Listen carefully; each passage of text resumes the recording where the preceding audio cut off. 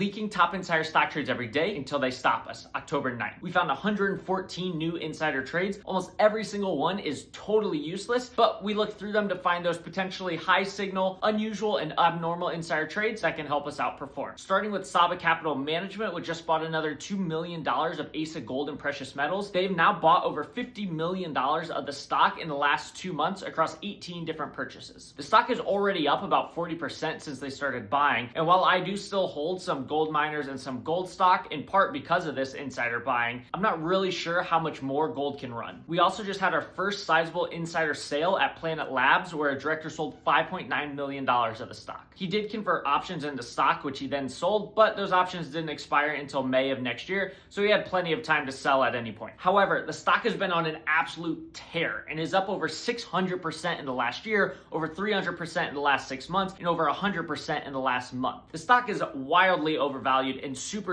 expensive, but these are the kind of charts that are just impossible to try to time properly, and you are liable to get your face ripped off if you try to short a stock with this much momentum, because it could just keep going up and going up a lot. There's a very high probability that at some point Planet Labs comes down quite a bit, but trying to time that properly is very tough, and it could go up way more before that happens. Now for a super interesting insider buy, we've got two insiders at FactSet Research that have bought $100,000 of the stock after its huge dip in the last few months. Both the CFO and the chief legal officer have bought $100,000 of the stock. This stock was actually a pretty interesting short back in the summer because we had earnings estimates falling, we had the CEO stepping down, and we had a ton of insider selling. Well, now the stock has fallen over 36%, including a poor last earnings, and now we're starting to see some insider buying. The stock is now trading at very low valuations, the lowest since 2008, and management gave very conservative guidance due to some concerns around their margins decreasing due to their increased spend on AI and increased AI competition. So there are very real concerns about the decreasing margins due to their increased spend on AI, as well as increased competition. However, it looks like both the stock and management have priced those things in with their conservative guidance and with the very low PE ratio that the stock now trades at. Find all the top insider trades at CEOWatcher.com.